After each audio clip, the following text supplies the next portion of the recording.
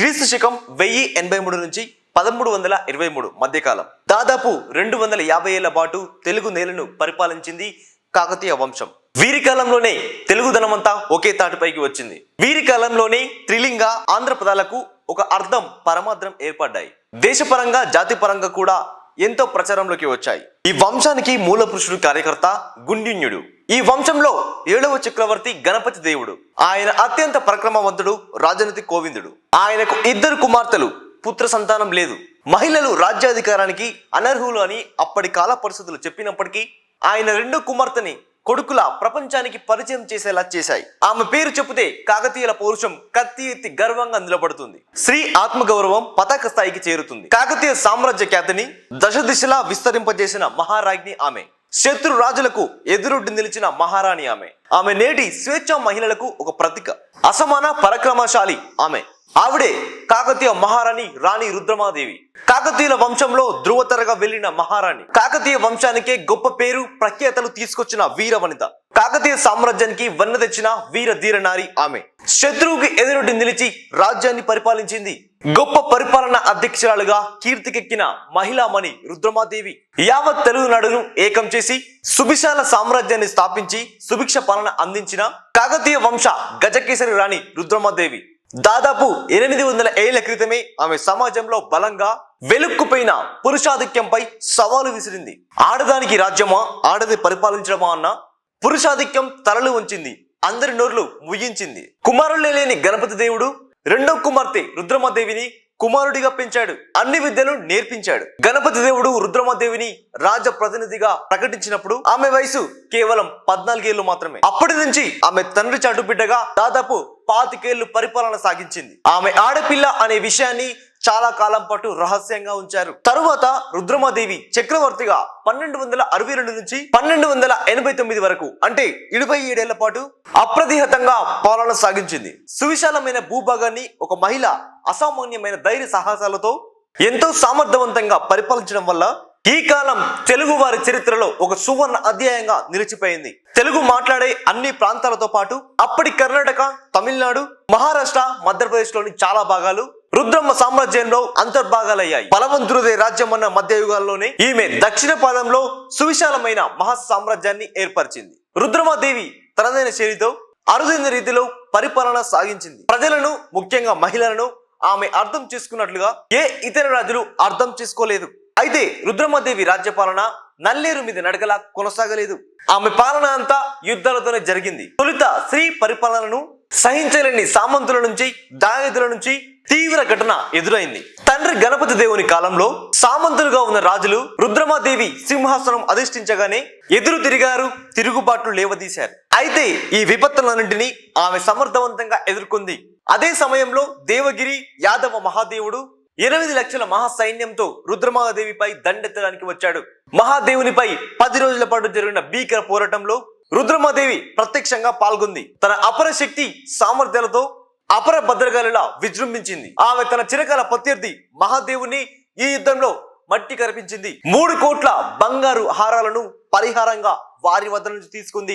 ఆ విధంగా శత్రువును ఆర్థికంగా చావు దెబ్బ కొట్టి తలెత్తకుండా చేసింది. తరువాత 1262 సంవత్సరంలో తూర్పున గంగా నరసింహ దేవుడు వెంగి ప్రాంతాన్ని ఆక్రమించాడు. కానీ రుద్రమ సేన నాయకులైన పోతి నాయకుడు, ప్రోలి నాయకుడు వీరిని ఓడించి తిరిగి అక్కడ కాకతీయుల సామ్రాజ్యాన్ని నెలకొల్పారు. రుద్రమాదేవి జరిపిన పోరాటాలన్నిటిలో ఆమెకు బాసటగా నిలిచిన సేనలను చరిత్రలో చిరస్మరణీయులయ్యారు. వీరిలో మొదటగా గోనగన్నారెడ్డి, రేచర్ల ప్రసాదాదిత్యుడు, రుద్రనాయకుడు, జన్నిక దేవుడు, త్రిపురాంతకుడు, బెండవుడు తన్నయ్య ముఖ్యులు.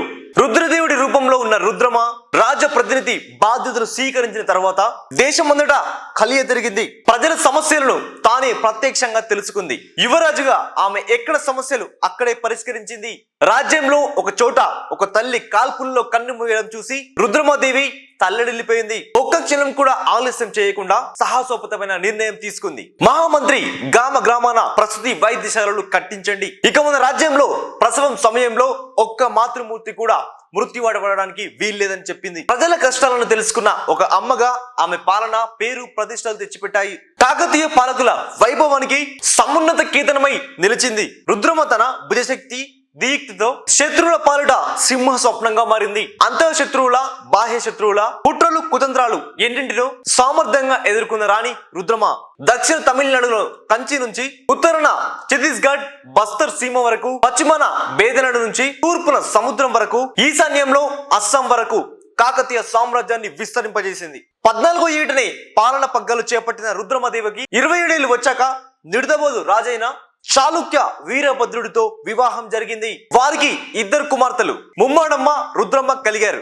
ఈమెకు మరో పెంపుడు కూతురు రుయ్యమ్మ కూడా ఉంది. తనకు మగ సంతానం లేకపోవడంతో రుద్రమదేవి తన పెద్ద కుమార్తె ముమ్మాడమ్మ కుమారుడు ప్రతాపరుద్రుని దత్తత తీసుకొని యువరాజుగా పట్టాభిషేకం చేసింది. రుద్రమ భర్త చాళుక్య వీరభద్రుడు క్రీస్తు శకం 1266 నాటికి మృతి చెందినట్లు ఆయన తల్లి ఉదయ మహాదేవి పాలకొల్లు శాసనసభలో పేర్కొన్నారు. ప్రజల సాంస్కృతిక జీవనంపై పట్టు లేకపోతే పాలన కష్టమని గ్రహించిన మేధావి రాజనైతిజ్ఞురాలు రాణి రుద్రమదేవి. అందుకే ఆమె రాజ్యంలో జాతరలు, పండుగలు, ఉత్సవాలకు అత్యంత ప్రాధాన్యత ఇచ్చింది. శైవ జైన మతాల మధ్య మంచి సఖ్యతను సమకూర్చిన అసలు సిసలైన లౌకిక పాలకురాలు రుద్రమదేవి. అలాగే ఆమె తన 3 కుమార్తెలను వేరువేరుగా సామాజిక వర్గాలకు చెందిన రాజులకిచ్చి వివాహం చేసి ఆనాటి కాలంలోనే అన్ని వర్గాలు ఒకటే అని తెలియజేసింది రాణి రుద్రమదేవి. భరతనాట్యం, కూచిపూడి వంటి సాంప్రదాయమైన నృత్యాలకు సమానమైన పేరని శివతాండమని నూతన నృత్య విధానం పురుడు పోసుకుంది. రుద్రమదేవి కాలంలోని కాకతీయుల సైన్యాధిపతి అయిన జయపసేన అని ఈ ప్రేరణ యొక్క సృష్టికర్త. కాకతీయుల్లోని రాయగజ కేసరి బిరుదుతో కీర్తించబడిన రుద్రమదేవి జీవితం ఎలా ముగిసిందో చరిత్రలో ఎక్కడ సరైన ఆధారాలు కనబడడం లేదు. రుద్రమదేవి పరిపాలన విజయాల గురించి చరిత్రలో లభ్యమవుతున్న ఆమె ఎలా మరణించిందో ఇప్పటికీ చాలా మందికి తెలియదు. ఆమె మరణంపై ఎన్నో సందేహాలు ఉన్నాయి. వయోభారంతో చనిపోయారని కొందరు, కాదు యుద్ధంలో వీర మరణం పొందారని మరికొంతమంది చెప్తున్నారు. అయితే చరిత్రలో వినిపించే కథనం ప్రకారం అనేక సార్లు ఓటమి పాలైన సామంతరాజు అంబదేవుడు రుద్రమదేవిపై కక్ష కట్టాడు.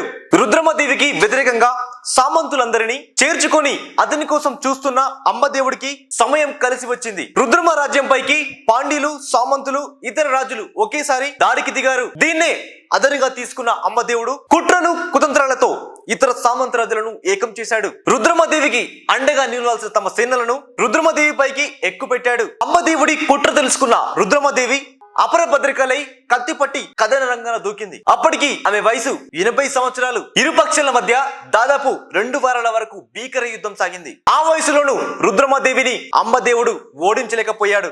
యుద్ధంలో రుద్రమదేవిని ఓడించలేక కపట మాయాపానం పొందాడు. ఆ రోజు రాత్రి క్షేత్రానికి సమీపంలో గుడారంలో కార్తీక సోమవారమైన సందర్భంగా శివుడికి పరమ భక్తులైన రుద్రమదేవి పూజల్లో నిమగ్నమై ఉంది. పూజారుల స్థానంలో తమ వాళ్ళను పంపిన అంబదేవుడు తన దుష్ట పథకాన్ని అమలు చేశాడు. పూజలో ఉన్న రుద్రమదేవిని అంబదేవుడి మనుషులు వెనుక నుంచి పొడిచారని చరిత్రకారులు చెప్తున్నారు. ఇదిలా ఉండగా కాకతీయుల కాలానికి సంబంధించిన కొన్ని శిలా శాసనాలను పురావస్తు శాఖ వెలికి తీసింది. మునుగోడులో వెలికి తీసిన ఈ శిలా శాసనాన్ని రుద్రమదేవి మరణ శాసనంగా భావిస్తున్నారు. దీని ప్రకారం రుద్రమదేవి 1289 నవంబర్ 27న వీరమరణం పొందారని ఆ శాసనంలో ఉంది. అయితే రుద్రమదేవి వీరమరణం పొందిన ఆధారాలు వరంగల్లో లభించాయి.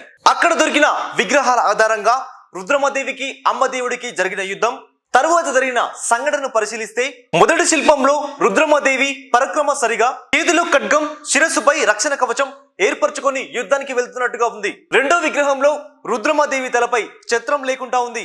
దీన్ని బట్టి చూస్తే రుద్రమదేవి శత్రు రాజులతో యుద్ధం చేసి మరణించి ఉండవచ్చని పురావస్తు శాఖ అధికారులు తెలియజేస్తున్నారు.